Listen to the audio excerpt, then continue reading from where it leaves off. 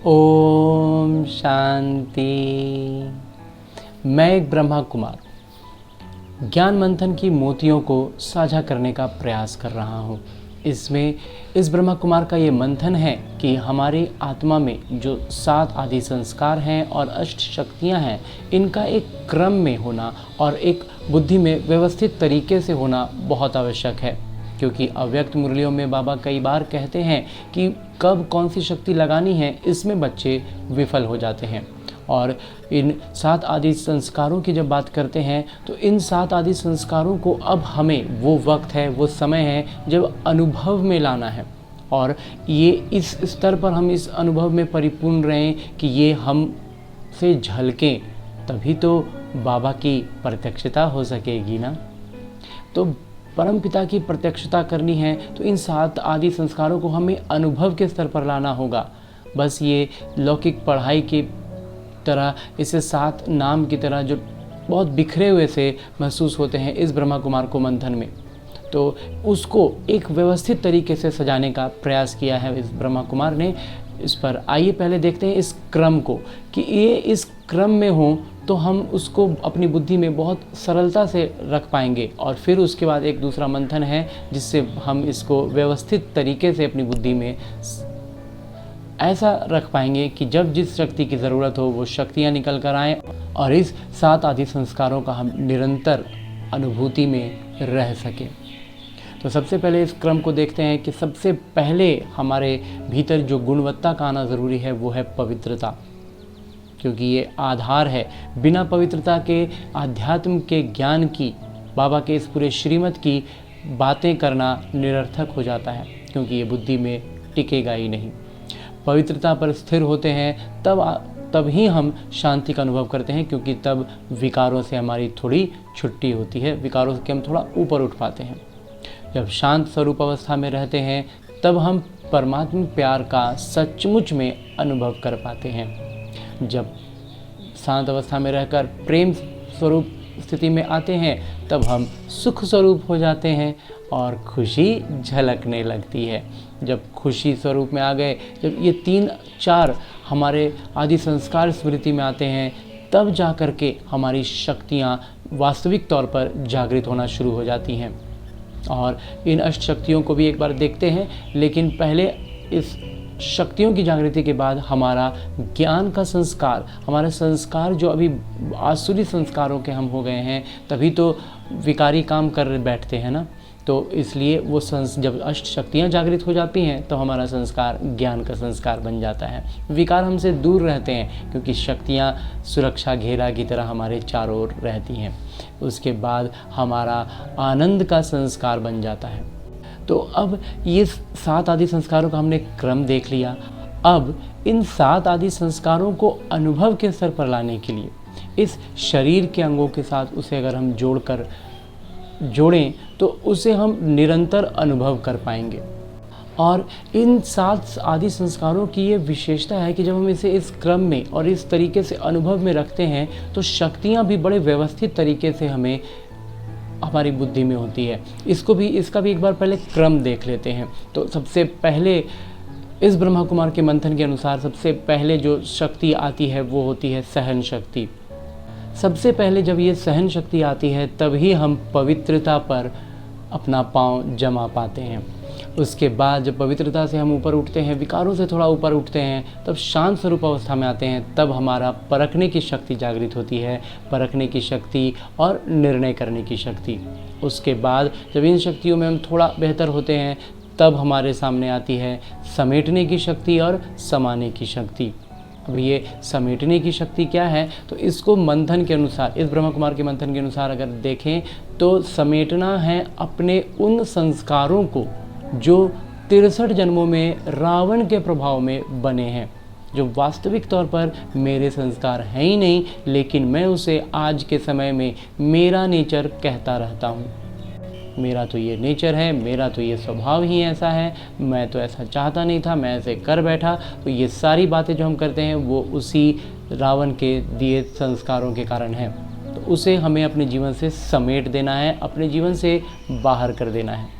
लेकिन यही सारे संस्कार जब मेरे संबंध संपर्क की आत्माओं में रहें तो उनको परिवर्तन कर समा लेना है। मतलब कि हमें इस दृष्टि से देखना है कि वो तो विवश हैं, वो तो रावण के प्रभाव में हैं, इसलिए ऐसा कह रहे हैं या कर रहे हैं। तो ऐसे में हम क्या करेंगे, उससे हम दृष्टि हमारी बदल गई तो हम उनकी कमज़ोरियों को, उनकी बातों को समा लेंगे।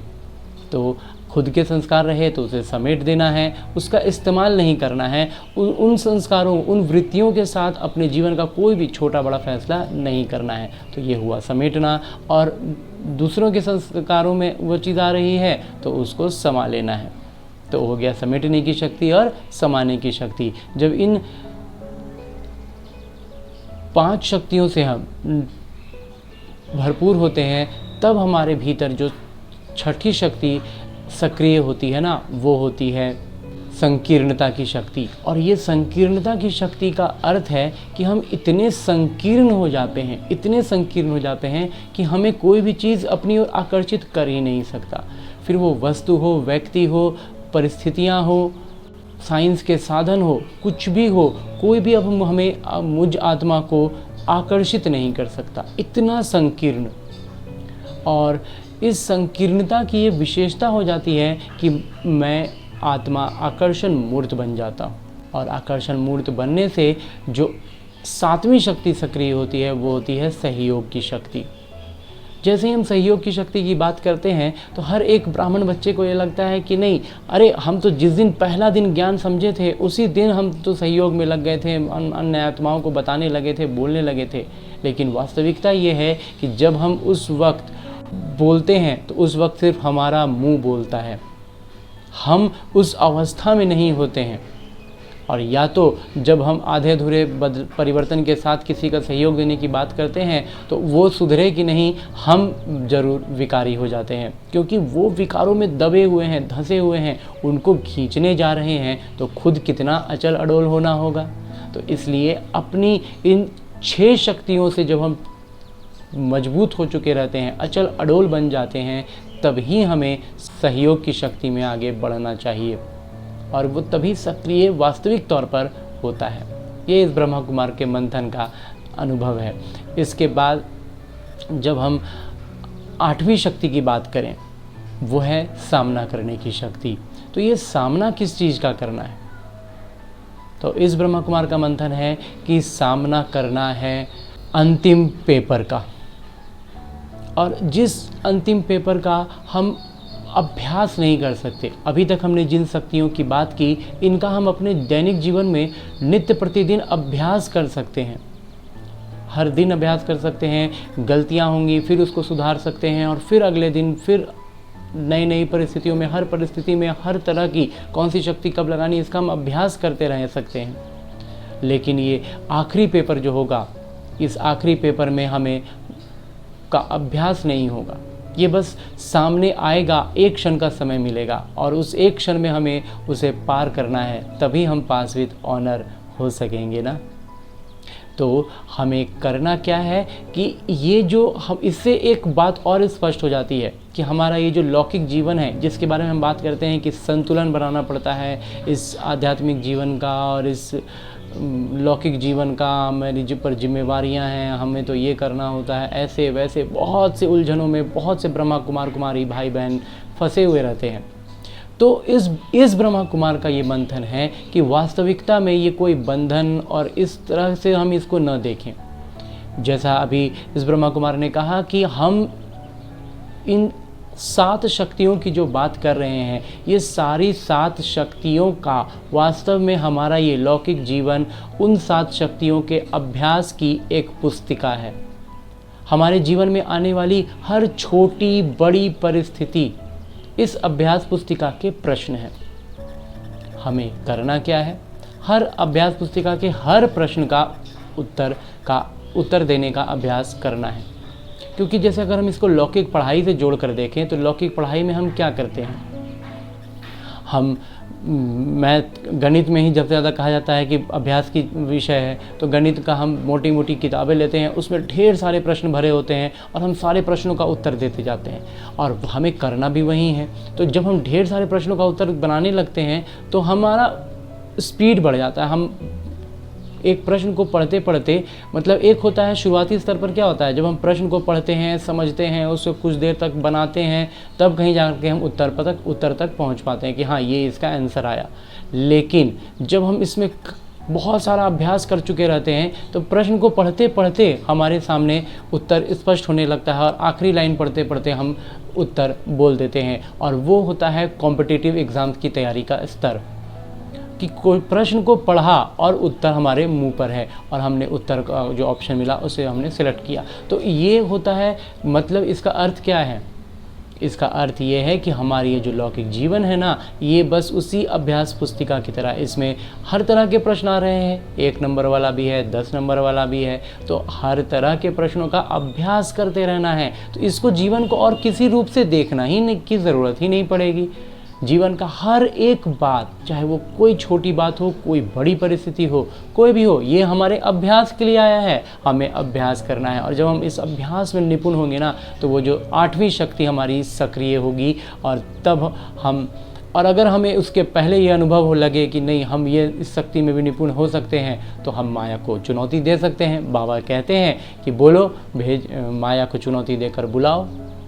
तो बोल सकते हैं कि आओ माया, अब हम तुम्हें किसी भी रूप में, किसी भी स्थिति में, किसी भी परिस्थिति में, किसी भी समय परख सकते हैं। तो इस स्तर पर जब हम अपने आप को अनुभव करें तो वो होगा हमारी अष्ट शक्तियों की निपुणता का स्थिति। तो नित्य जीवन में उसे अपने जीवन के, अपने लौकिक जीवन में हमें इसे अभ्यास पुस्तिका की तरह लेना है। तो ये तो हुई अष्ट शक्तियों की बात। अब थोड़ा सा जब हम आते हैं, जो मैंने इन 7 आदि संस्कारों की बात की थी, इसको अनुभव की बात भी इसमें जोड़ लेते हैं कि अनुभव कैसे करेंगे।